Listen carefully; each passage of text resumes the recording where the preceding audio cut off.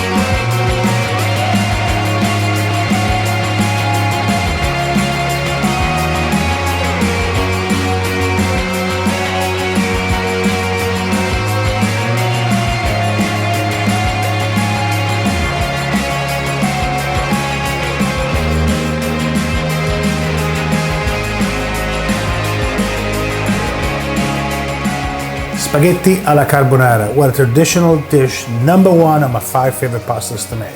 The guanciale is the perfect balance of this pasta. If you can't get guanciale, you can use pancetta or bacon. Give this dish a try. Hey, if you like this video today, don't forget to give us a like, share it amongst your friends, and leave us some comments below. Let us know what you like, what you don't, and what you would like to see. And next week, we'll see you again with something different. But now I'm gonna go have lunch. Have a great day.